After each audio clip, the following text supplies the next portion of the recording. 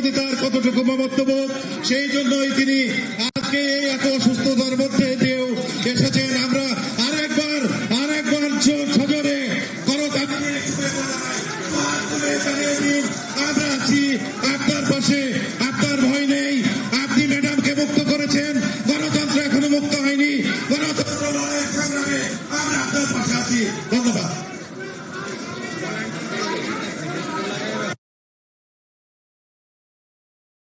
দাবি আপনারা শিক্ষকদের ন্যায্য সঙ্গত দাবি, চাকরি জাতীয়করণের দাবি আপনারা অবিলম্বে পূরণ করবেন। দেশনেত্রী বেগম খালেদা জিয়ার নেতৃত্বে বিগত 10 বছর উনি যখন রাষ্ট্রীয় ক্ষমতায় ছিলেন, শিক্ষকদের তিনি সম্মানিত করেছেন, তাদের দাবি পূরণ করেছেন।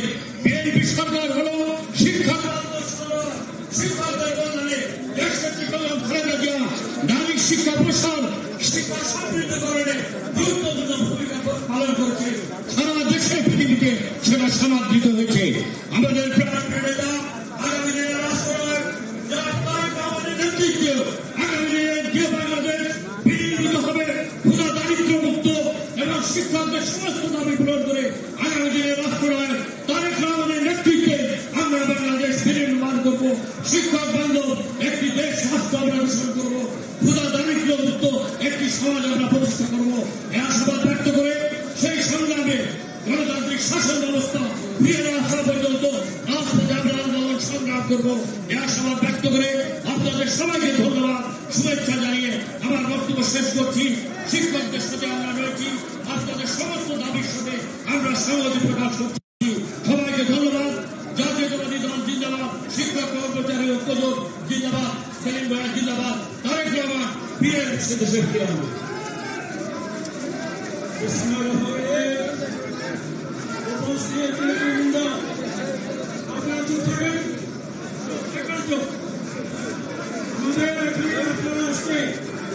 কেউ রাত্রে এসেছেন, গতকাল রাত্রে এখানে পৌঁছেছেন, গতকাল এখানে এসেছেন। আপনাদেরকে যে সমাবেশটা আমরা করার কথা ছিল, সেটা করার কথা ছিল খোলা আকাশের নিচে। খোলা আকাশের নিচে আপনারা লক্ষাধিক শিক্ষক আসার জন্য এখানে প্রস্তুতি নিয়েছিলেন। আজকে 5 দিন অনবরত বৃষ্টি, এই বৃষ্টির কারণে আমরা পরবর্তীতে বলেছি যে আপনারা সংখ্যা একটু কমে আনে, আমরা ইঞ্জিনিয়ার সিলেকশনকে করব।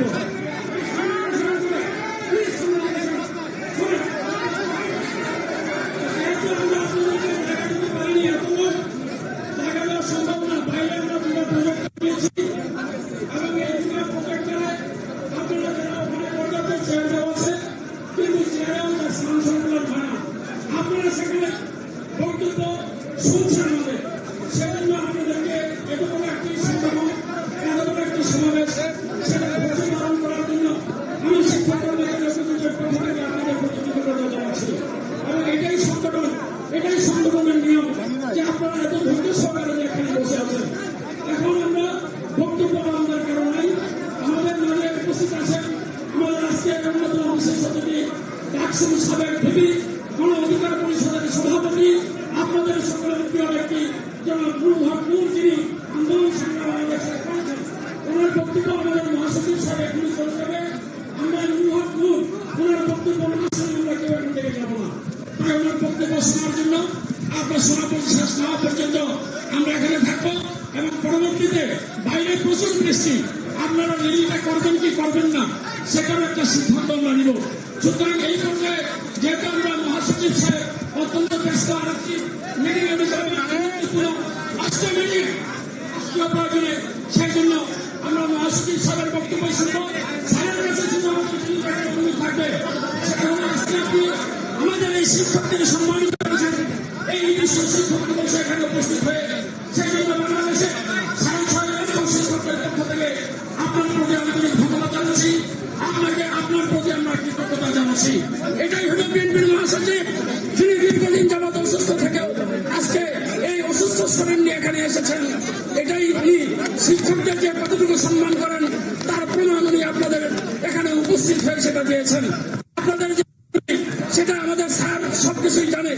আপনাদের এই যে মিটিং এ যে চিনমন্ত্রী সম্মেলন কেন্দ্রে ম্যাডাম খালেদা জিয়া যেখানে বলেছিলেন আমার সীমাবদ্ধতা সম্পদের থাকলেও দেশে আমি শিক্ষকদেরকে সম্মান করতে চাই, সুতরাং আপনাদের যে চাকরি জাতীয়করণ সেটা আমি যদি আবার ক্ষমতায় যেতে পারি আপনাদের চাকরি জাতীয়করণ করবই আমি, সেটা আমাদের নেত্রী বলেছিলেন।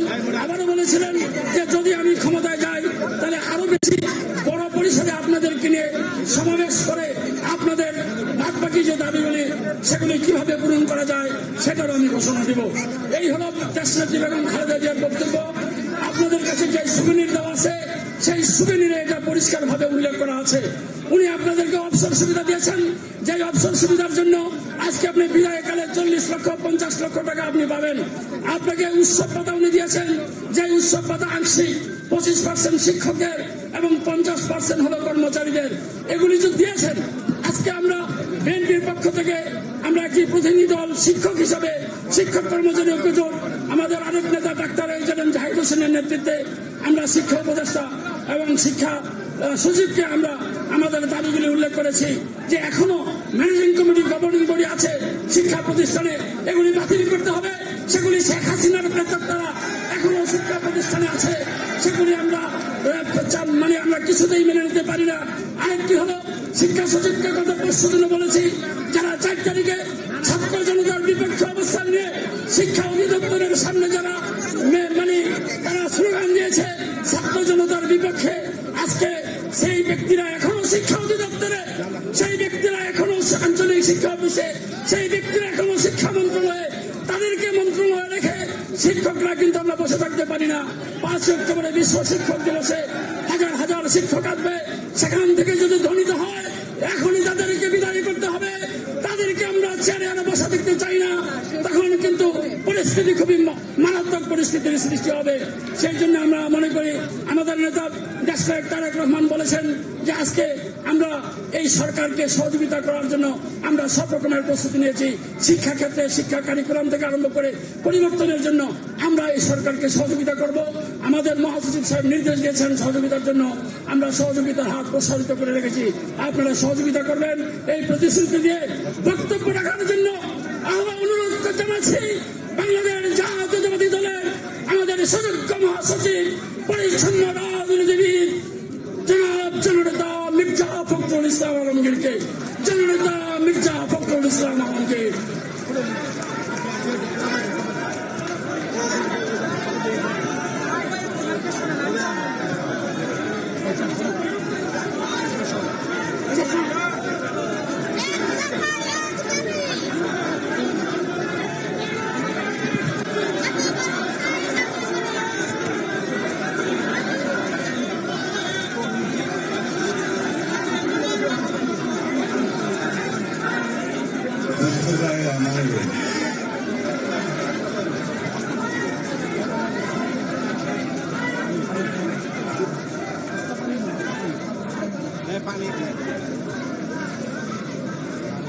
শিক্ষক কর্মচারী ঐক্যজোট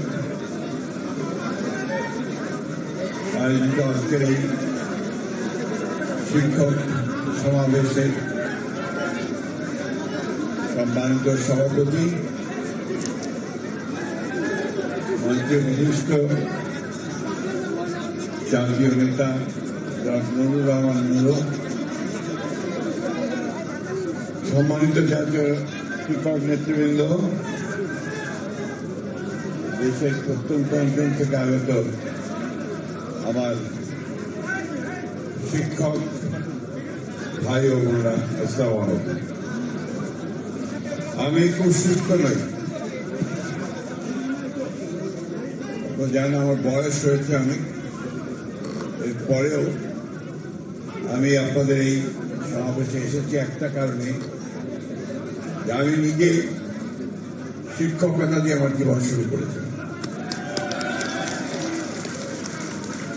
এবং দীর্ঘকাল আমি শিক্ষকতা করেছি। আপনাদের এই সমস্যাগুলো নিয়ে আমি বহু আগে থেকেই সেলিম ভূঁইয়ার সঙ্গে আমার আলোচনা হয়, কথাবার্তা হয়।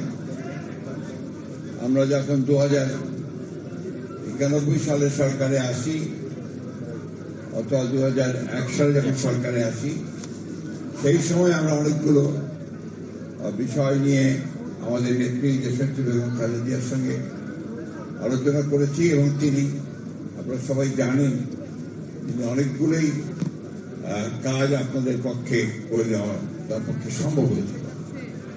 এই জন্য তিনি সবসময় এই জাতির ইতিহাসে শিক্ষার বিকাশের ক্ষেত্রে, বিশেষ করে নারী শিক্ষার বিকাশের ক্ষেত্রে তার অবদান অনস্বীকার্য হয়ে থাকে। প্রিয় বন্ধুগণ, সহকর্মীবৃন্দ, আজকে আপনাদের এই সমাবেশ এমন একটা সময় অনুষ্ঠিত হচ্ছে যখন দেশে একটা ট্রানজিশন হচ্ছে, একটা পরিবর্তন হচ্ছে। আপনারা সবাই জানেন যে একটা ছাত্র জনতার অভ্যুত্থানের মধ্য দিয়ে অনেক ত্যাগ তিতিক্ষার বিনিময়ে আমাদের অনেক সন্তানদের রক্তের বিনিময়ে, ভাইদের রক্তের বিনিময়ে, শ্রমিক ভাইদের রক্তের বিনিময়ে, কৃষক ভাইদের রক্তের বিনিময়ে আমরা একটা ভয়ঙ্কর ফ্যাসিবাদকে সরাতে পেরেছি। এটা হচ্ছে একটা সাময়িক একটা বিজয় অর্জন করেছি, কিন্তু এই বিজয়কে যদি আমরা ধরে রাখতে না পারি এবং যে কারণে আমাদের ছেলেরা প্রাণ দিয়েছে, আমাদের ভাইয়েরা প্রাণ দিয়েছে, সেই কারণটাকে উপলব্ধি করে যদি আমি বাস্তবায়িত করতে না পারি, তাহলে সবই ব্যর্থ হয়ে যাবে। প্রিয় বন্ধুগণ, এই সময়টা খুবই একটা গুরুত্বপূর্ণ সময় জাতির জীবনে। আপনারা সবসময় কথাটা মনে রাখার চেষ্টা করবেন, যেহেতু আপনারা শিক্ষক, আপনারা জাতি গঠন করবার কারিগর বলা হয় আপনাদেরকে, তাই না? সেই জন্য আপনারা গর্ববোধ করেন, আমরাও গর্ববোধ করি। আমার পারিবারিক ভাবে আমরা শিক্ষক পরিবার। আমার বাবা শিক্ষকতা দিয়ে জীবন শুরু করেছিলেন, আমি শিক্ষকতা দিয়ে জীবন শুরু করেছি। আমার বড় বোন শিক্ষকতা দিয়ে রিটায়ার করেছেন, আমার ছোট বোন সেও শিক্ষকতা করেছে। অর্থাৎ আমরা আমাদের পরিবারের 90% মানুষ আমরা শিক্ষকতার সঙ্গে জড়িত। আমরা আমাদের সমস্যাগুলোকে উপলব্ধি করি, বুঝি, এবং সেই জন্য আপনাদের হয়ে কথা বলতে আমি একটু দ্বিধা করি না। কারণ আমি বিশ্বাস করি যে দেশে শিক্ষাকে সঠিকভাবে নির্ধারণ না করা যাবে, তাকে স্ট্রাকচারের মধ্যে না আনা যাবে, কাঠামোর মধ্যে না আনা যাবে, সে জাতির সহজে কোনো উন্নয়ন হবে না। দুর্ভাগ্য আমাদের 53 বছর পার হয়েছে, সবচেয়ে দুর্বল জায়গা যদি কোনটা থাকে সেটা আমাদের শিক্ষা ব্যবস্থা। বলতে এতটুকু দ্বিধা নেই যে আজকে শিক্ষা ব্যবস্থা সম্পূর্ণ ভেঙে পড়েছে। বিভিন্ন রকম পরীক্ষা নিরীক্ষা, বিভিন্ন রকম দুর্নীতি, চক্রান্তের বেড়া জালে শিক্ষা ব্যবস্থাকে অত্যন্ত পরিকল্পিতভাবে ধ্বংস করা হয়েছে। একটা জাতিকে যদি উপরে উঠতে হয়, তাহলে অবশ্যই শিক্ষাকে ভিত্তি করে তাকে উপরে উঠতে হয়। জ্ঞানের কোনো বিকল্প নেই, কোনো বিকল্প নেই। সেই জ্ঞান একমাত্র আসে শিক্ষা থেকে। বন্ধুগণ, 1971 সালে যখন আমরা স্বাধীনতা যুদ্ধ করি, সেই যুদ্ধ করেছি আমরা পাকিস্তান শাসকদের বিরুদ্ধে। আমরা যুদ্ধ করেছিলাম পাকিস্তান হানাদার বাহিনীর বিরুদ্ধে। তারা আমাদের বাংলাদেশে নিরীহ মানুষদের উপর অত্যাচার করেছিল, তারা গণহত্যা করেছিল। 25 মার্চ রাত্রে গুলি করে তারা হাজার হাজার লক্ষ মানুষকে হত্যা করেছিল, গ্রামের পর গ্রাম জ্বালিয়ে দিয়েছিল। সে কথাগুলো কিন্তু আমাদের ভুলে যাওয়ার কথা না। বিশেষ করে আমার মতো লোকের পক্ষে তো বলাই সম্ভব নয়, আমি নিজেও একদিন মুক্তিযোদ্ধা ছিলাম। অধিকাংশ মুক্তিযুদ্ধের যে মূল বিষয়টা ছিল, চেতনাটা ছিল, তা প্রধানত ছিল যে একটা গণতান্ত্রিক ব্যবস্থা। অর্থাৎ আমরা যদি গণতান্ত্রিক ব্যবস্থা প্রতিষ্ঠা করতে পারি, গণতান্ত্রিক সমাজ প্রতিষ্ঠা করতে পারি, গণতান্ত্রিক রাষ্ট্র ব্যবস্থা করতে পারি, তাহলে আমরা আমাদের সমস্যাগুলোকে গণতান্ত্রিক পদ্ধতিতে দ্রুত সামনের দিকে নিয়ে এসে সমাধান করতে পারবো। কিন্তু দুর্ভাগ্য আমাদের যে আমরা সেই গণতন্ত্রকে বারবার ধ্বংস করেছি। যে দলটি কিছুদিন আগে দাবি করেছে যে তারা গণতন্ত্রের সবচেয়ে বড় পুরোধা, তাদের কারণেই দেশে স্বাধীনতা এসেছিল 1971 সালে, তাদের কারণেই দেশে গণতন্ত্র এসেছে, তারা গণতন্ত্রের কথা বলত। সেই দলটির কারণেই 2 বার এই গণতন্ত্র নিহত হয়েছে।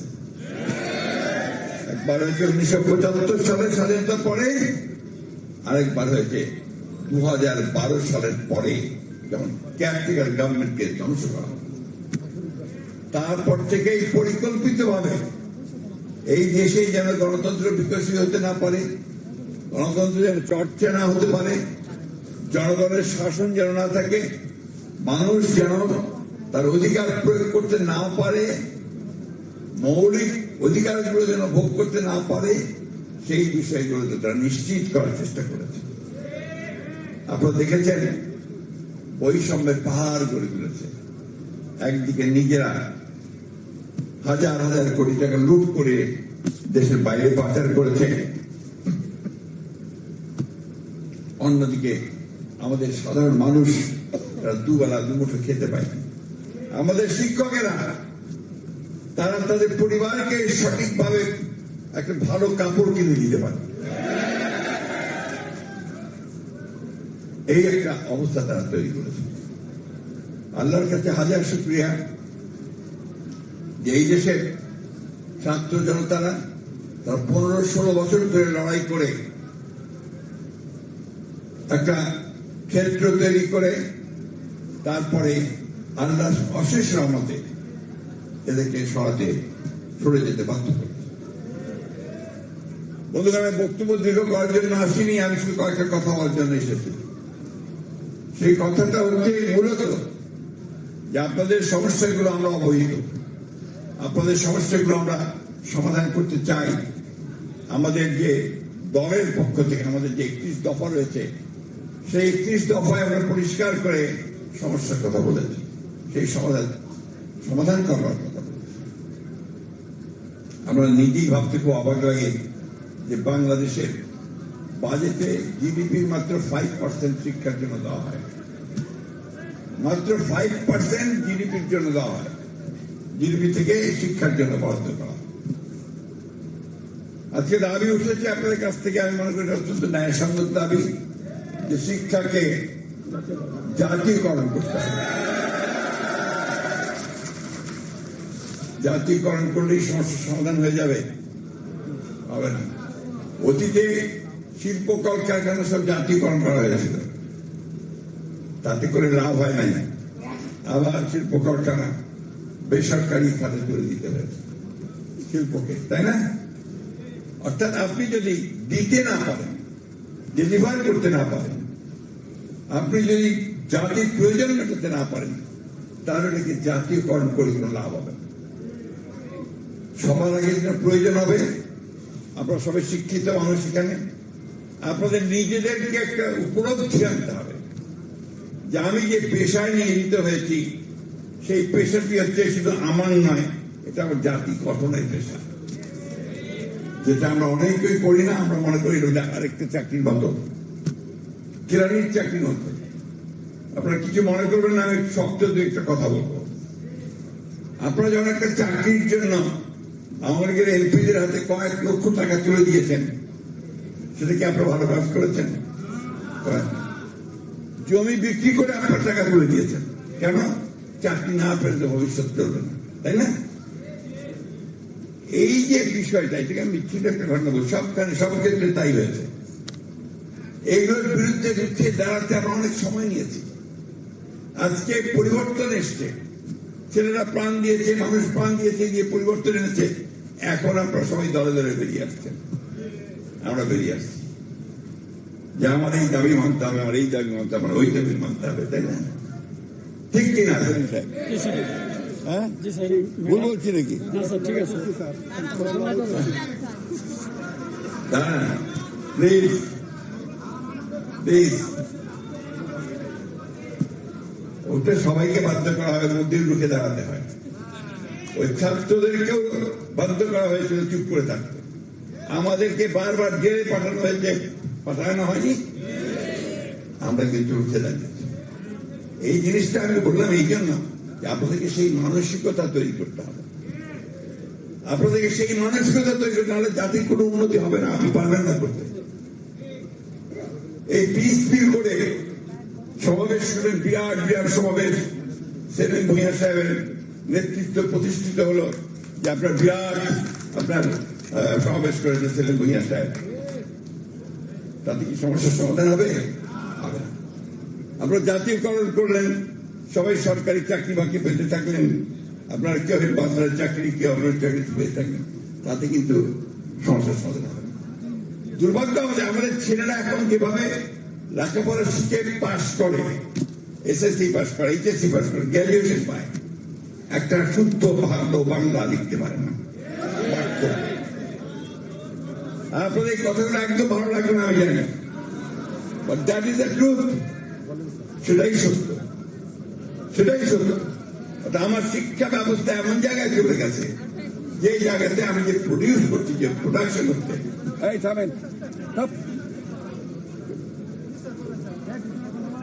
সেই শিক্ষা ব্যবস্থায় আমি কোন মতেই আমার জাতির প্রয়োজন, উন্নয়নের প্রয়োজন, উপরে ওঠার জন্য প্রয়োজন, যে শক্তিটা দরকার, হিউম্যান রিসোর্স দরকার, সেই রিসোর্স আমি তৈরি করতে পারছি, তাই না?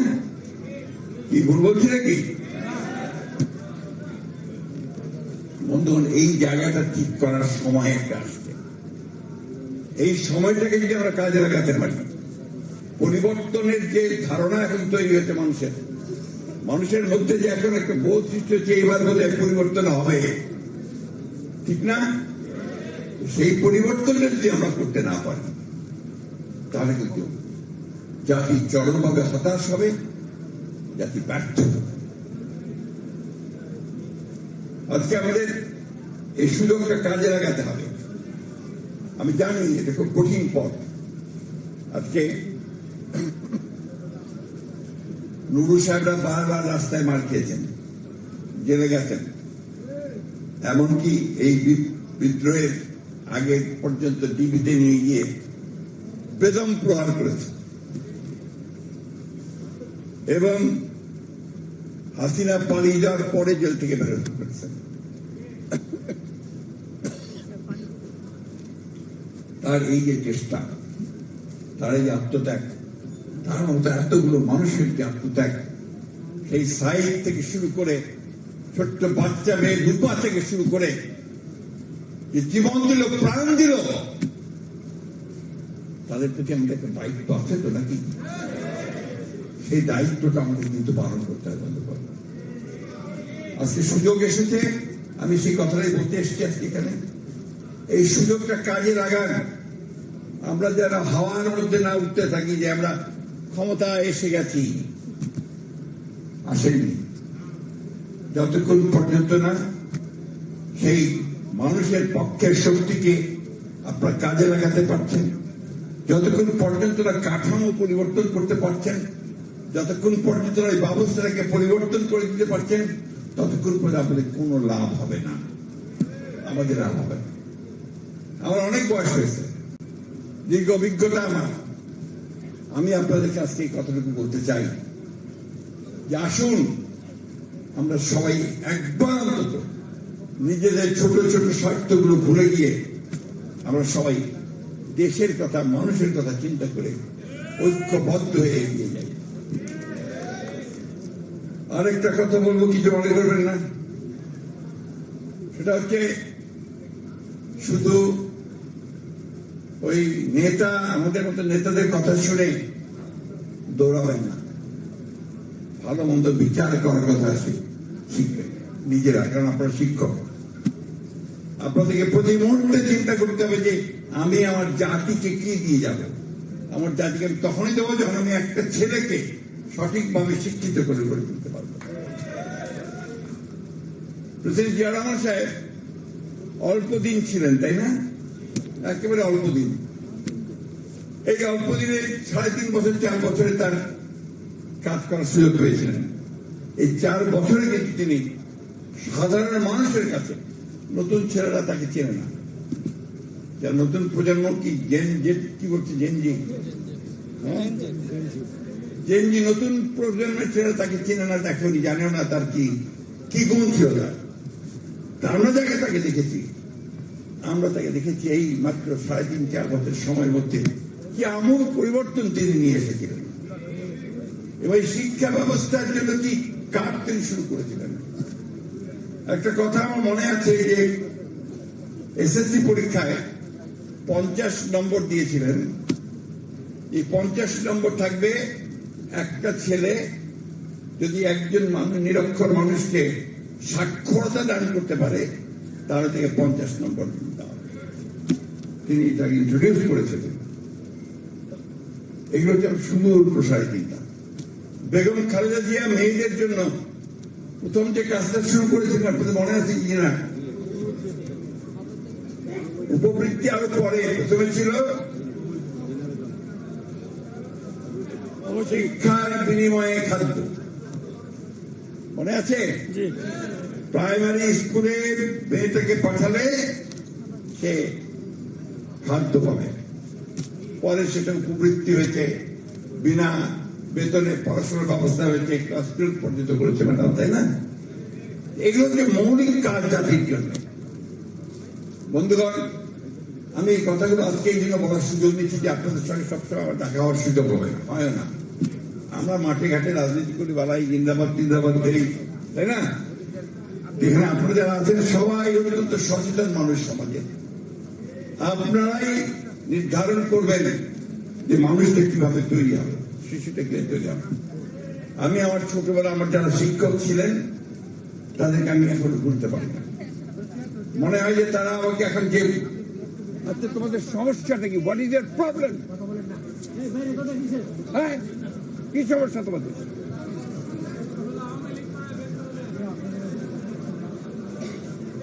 এখন আপনারা চিন্তা করেন যে আজকে কি বলছিলাম জানো,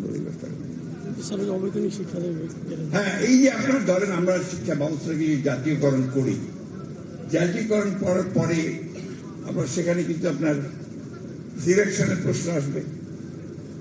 শিক্ষা স্কুল, শিক্ষা প্রতিষ্ঠান সবকিছু সিলেকশনের প্রশ্ন আসবে। সেখানে যারা শিক্ষকতা করবেন তাদেরকে সেই গুণগত মান অর্জন করতে হবে, তাই কি না? তখন তো আপনারা আবার আন্দোলন করবেন যে না আমরা এই পরীক্ষা দেবো না, এটা হবে না, ওটা হবে না।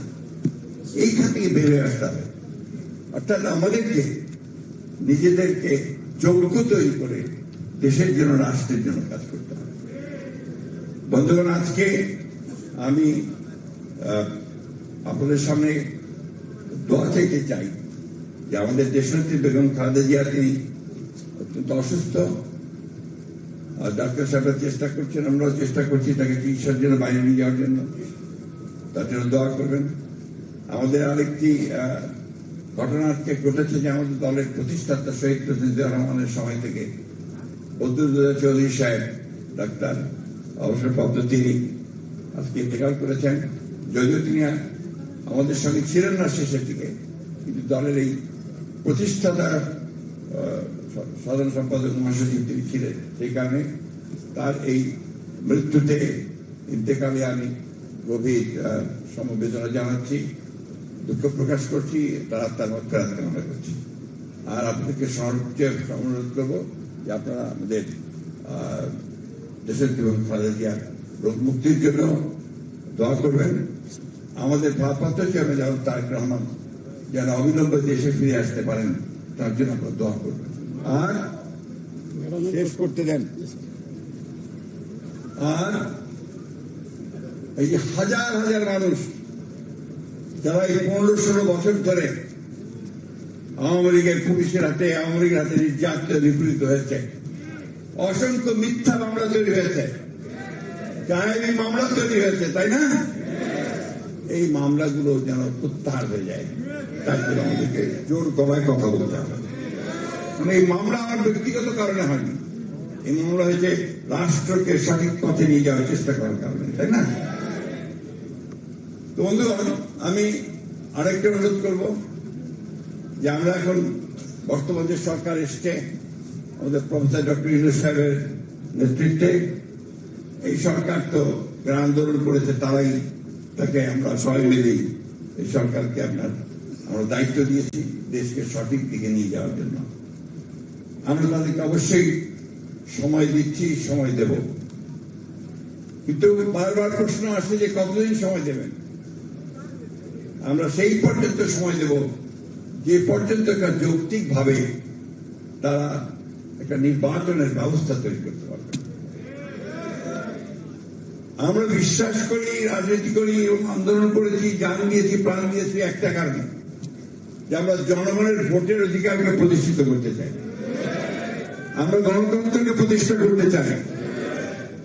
আমরা কোন বিরাজনীতিকরণের রাজনীতি বিশ্বাস করি না। আবার ওই -2 111 আমরা দেখতে চাই না। আমরা আবার ওই মৌলবাদ বা জঙ্গিবাদকে দেখতে চাই না। আমরা আবার সন্ত্রাসকে দেখতে চাই না। আমরা সত্যিকার দেশে একটা সুস্থ, একটা উদারপন্থী গণতান্ত্রিক ব্যবস্থা দেখতে চাই। তো তার জন্যই আমরা তাদের হাতেই দায়িত্ব দিয়েছি, যারা আমরা মনে করেছি যে এরা যোগ্য মানুষ, তারা কাজ করছেন, তবে যত দ্রুততার সঙ্গে সঠিকভাবে কাজ করার জন্য আমি আহ্বান জানাবো। আরেকটা কথা তাদের উদ্দেশ্যে বলতে চাই, যে ভূতগুলোকে নিয়ে তারা জনগণের উপরে অত্যাচার, নির্যাতন, নিপীড়ন চালিয়েছে, যে দুর্নীতি করেছে, লুটপাট করেছে, সেই ভূতেরা কিন্তু এখনো প্রশাসনের মধ্যে আছে। এই ভূতগুলোকে দূর করতে হবে, নাহলে আপনারা কোনো কিছুই করতে সক্ষম হবেন না। আমি সবশেষে আবার আপনাদেরকে অনুরোধ করব যে আপনারা